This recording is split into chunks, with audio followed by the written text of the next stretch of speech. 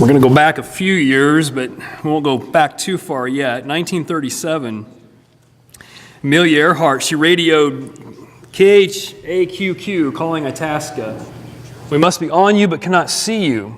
Gas is running low. We are on the line 157337. We will repeat this message.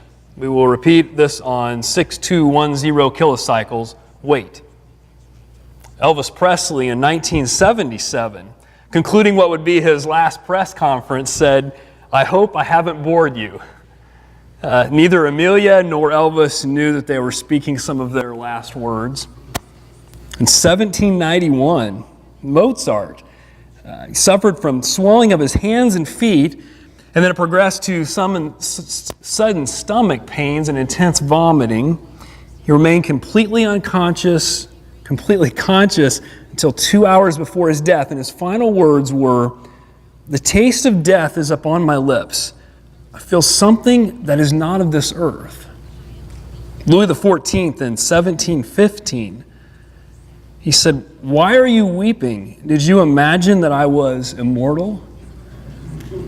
Sports fans, I'll read these, see if you know whose words this might be. "Fans, for the past 2 weeks you've been reading about a bad break I got. Yet today I consider myself the luckiest man on the face of the earth. I've been in ballparks for 17 years and have never received anything but kindness and encouragement from you fans. Look at these grand men. Which of you wouldn't consider it the highlight of his career to associate with them for even one day?" Anybody know who that is? Lou Gehrig, yeah. 1939 was his farewell speech. Andrew Jackson, his 1837 farewell address ends this way: "My own race is nearly run. Advanced age and failing health warn me that before long I must pass beyond the reach of human events and cease to feat the vicissitudes of human affairs.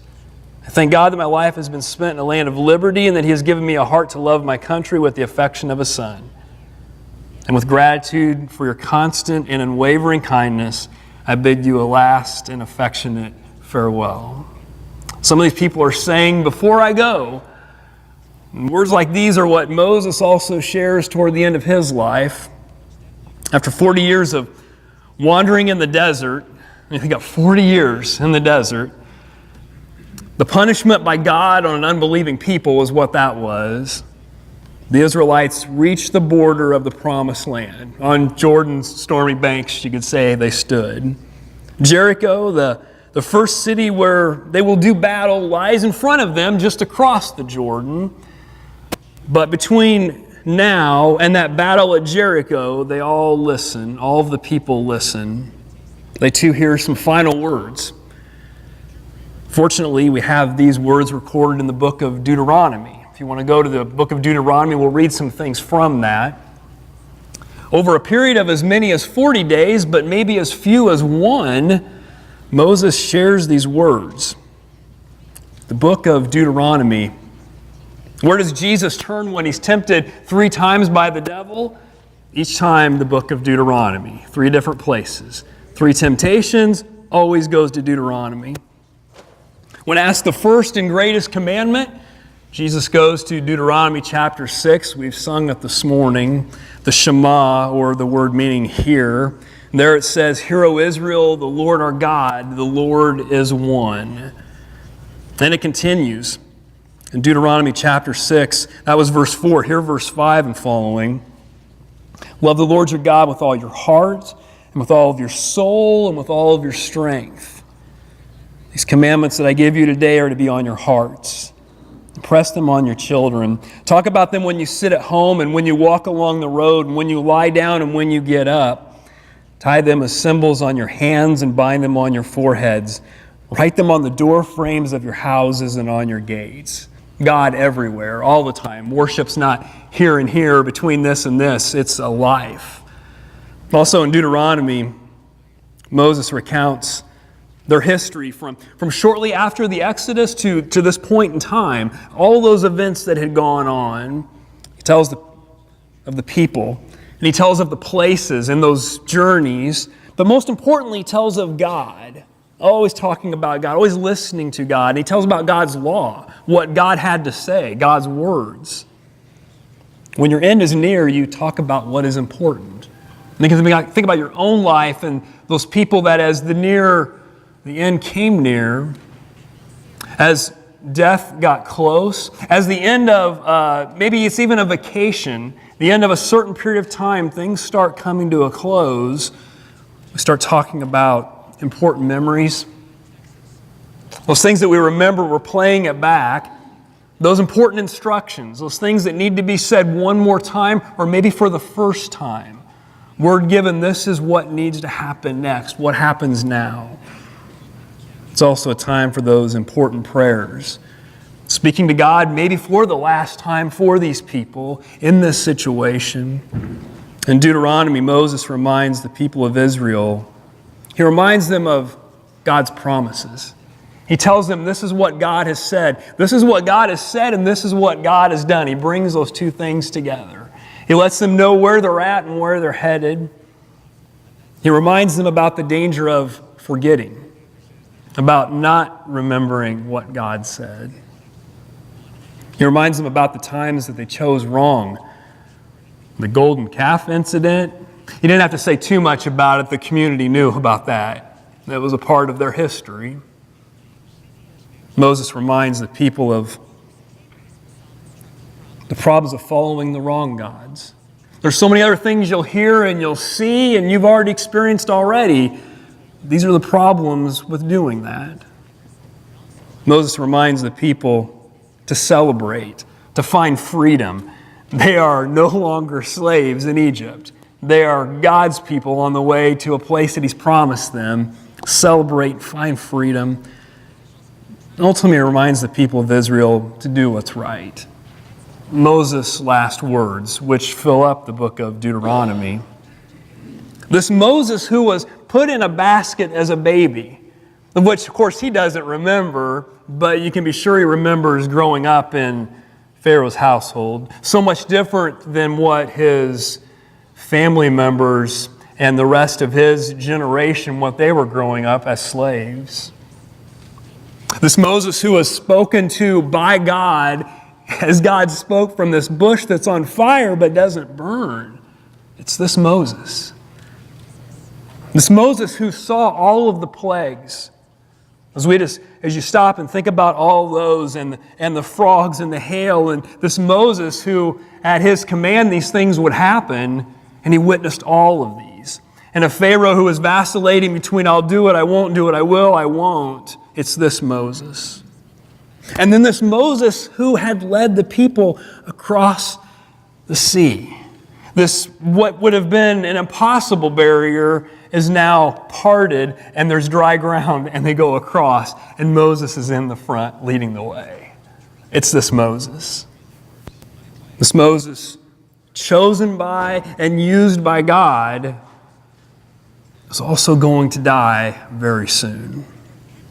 Listen to God's last words to him and also Moses' last words to the people. Deuteronomy chapter 32.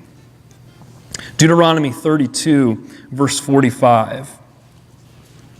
Again, bearing in mind Moses has been talking and reminding and telling these things, we come to chapter 32, verse 45. When Moses finished reciting all these words to Israel, he said to them, "Take to heart all the words I've solemnly declared to you this day, so that you may command your children to obey carefully all the words of this law. They are not just idle words for you, they are your life. By them you will live long in the land you are crossing the Jordan to possess." On that same day, the Lord told Moses, "Go up to the Abiram range to Mount Nebo in Moab across from Jericho and view Canaan. The land I'm giving the Israelites is their own possession. There on the mountain that you've climbed, you will die and you'll be gathered to your people, just as your brother Aaron died on Mount Hor and was gathered to his people. This is because both of you broke faith with me in the presence of the Israelites at the waters of Meribah Kadesh in the desert of Zin, because you did not uphold my holiness among the Israelites. Therefore, you will see the land only from a distance. You will not enter the land I'm giving to the people of Israel." Moses is saying, before I go, no. Before I go, no. To people like us who are prone to forget, he says no. Moses says, know something. Before this finishes up, hear all of the words I've said and know something. Know the words that God spoke through me to you. Know all of these words I've passed on to you. You can think of the 10 Commandments, the law. This is what he wants with worship. This is what he wants with our lives. This is what he wants with the feast. Know these things. Before I go, know that your children need taught. It doesn't end with us.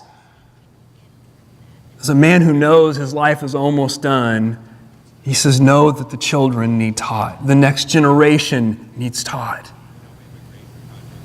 Know that these aren't idle words. They're not just being spoken here and now. They're being spoken because they're going to live on. They are words from God. They're not idle. Know that they're life. This is your life.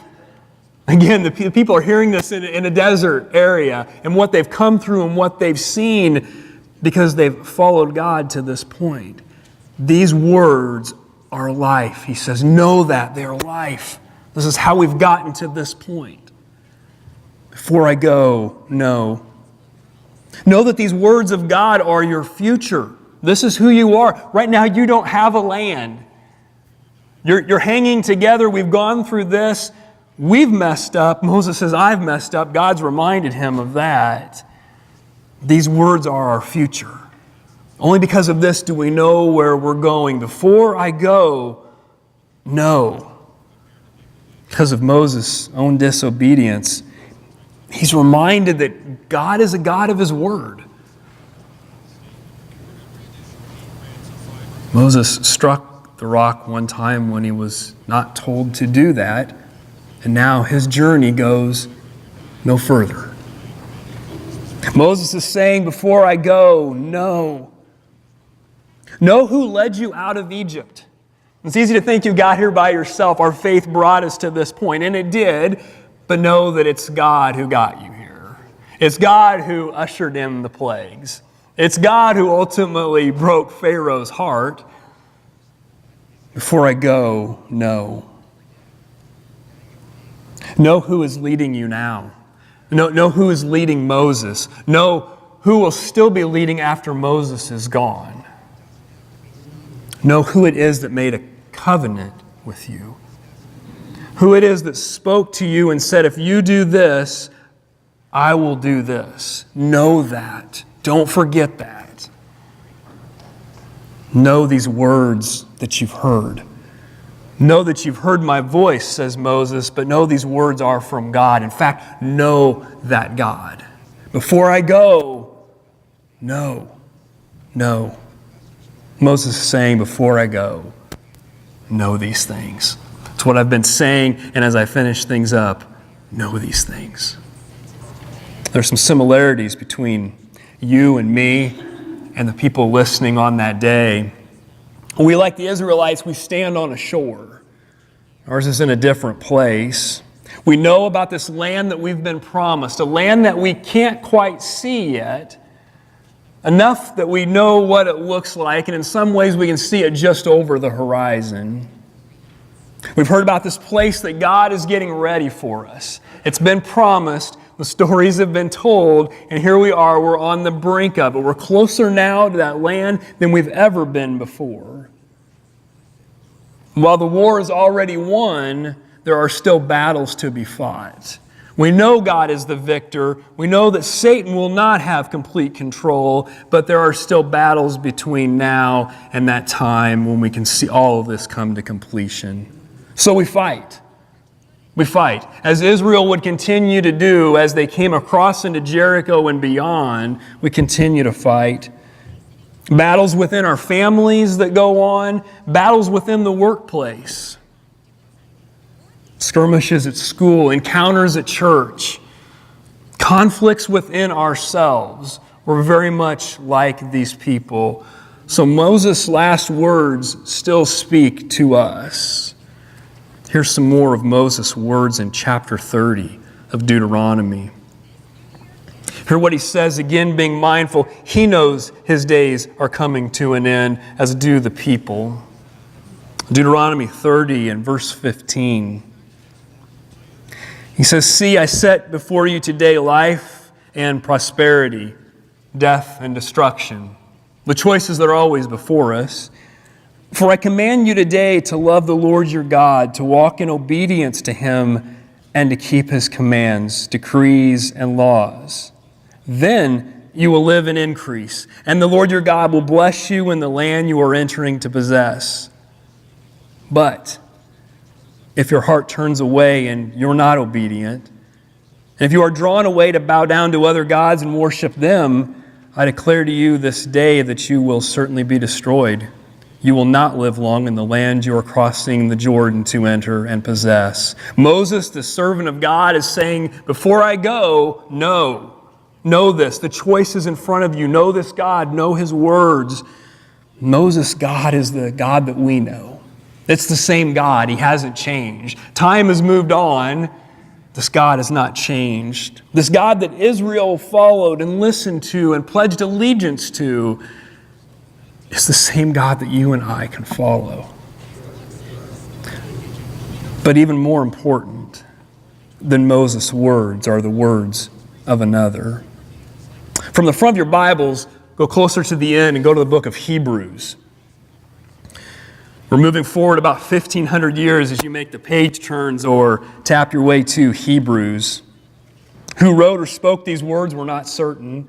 There's some guesses. Maybe we can get it down to 2 or 3, but we're just not sure. But who they followed, who they served, and who they loved is very, very clear to us. That we know with absolute certainty. The writer of Hebrews explains that there's someone much greater than Moses. And if Moses is great because of how God used him and what he did and what he took the people through and what he relayed from God, and then someone says there's somebody greater than him, we should probably listen up. Hebrews chapter 3. "Therefore, holy brothers and sisters who share in the heavenly calling, fix your thoughts on Jesus, whom we acknowledge as our apostle and high priest. He was faithful to the one who appointed him, just as Moses was faithful in all God's house. Jesus has been found worthy of greater honor than Moses, just as the builder of a house has greater honor than the house itself. For every house is built by someone, but God is the builder of everything. Moses was faithful as a servant in all God's house, bearing witness that what would be spoken by God in the future, but Christ is faithful as the Son over God's house. And we are His house, if indeed we hold firmly to our confidence and the hope in which we glory." There's a lot that transpires between Deuteronomy and Hebrews that just really undergirds what we're reading here. But we're just going to jump right to the crux of it. Someone greater than Moses came. And Moses was great in what he did. And a lot of generations, cultures, religions know about Moses. And the Hebrew writer or speaker reminds us someone greater than Moses has come. Jesus, the Son of God, has arrived. Moses, the servant of God, make note and take note of what he says. He says, before I go, no, but the Son of God has arrived. Jesus, the one sent, the apostle, which means one sent. Jesus, the high priest, is now present.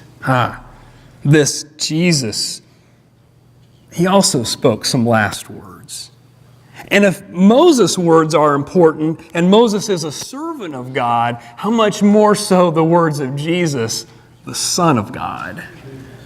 Look with me at Jesus' last words. It's in Matthew 28. Again, we've heard them, we've read them, they keep coming up. It ties into anything we're talking about. Several times recently, we've read from this passage. No matter what we talk about, it seems these words have a place. The very end of Matthew. Matthew is one of 4 people that tells about the life of Jesus. It's what we know about the life of Jesus is these 4. Matthew records these last words. In verse 16, Matthew writes, "The 11 disciples went to Galilee, to the mountain where Jesus had told them to go. When they saw him, they worshipped him, but some doubted. Then Jesus came to them and said, 'All authority in heaven and on earth has been given to me. Therefore go and make disciples of all nations, baptizing them in the name of the Father and of the Son and of the Holy Spirit, and teaching them to obey everything I've commanded you. And surely I am with you always to the very end of the age. These words and these principles are mirrored in the other three Gospels. Even in Acts, as we read a little bit more about what Jesus said, these are all still mirrored there. Jesus, the Son of God, saying, before I go, go. Before I go, go. Don't stay where you are, go. Don't stay there, go. Don't keep doing what you're doing, go. Go. Don't talk about yourself, go tell of me. Don't have people follow you, have people follow me. Go and have them follow me. Before I go, Jesus says, go. Go and make disciples. I'm going to be leaving you, so before I go, go. Once the last words, it really shows how important something is. As much as we smile at Elvis's words, I hope I haven't bored you. He didn't. As much as we admire a baseball player's words and all that went on in Lou Gehrig's life up to and then shortly thereafter. As much as we salute a former president's words, it can cause us to consider what we're doing with Moses' words and with Jesus' words.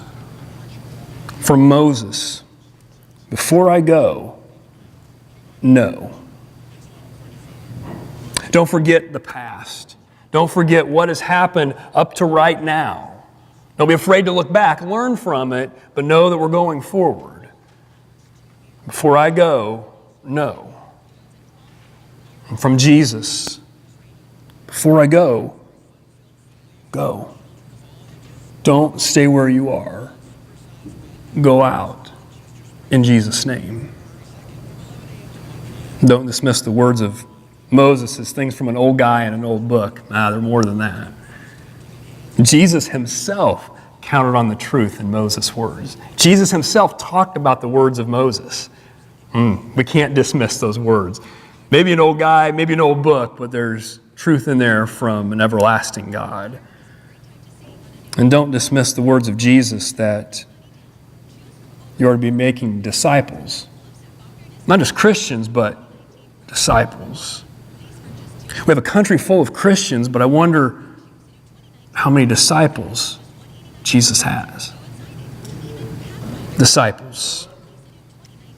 Those people who will make more people who reflect the image of the one who sent them out. So before you go, no. And before you go, go. Let's stand and sing together.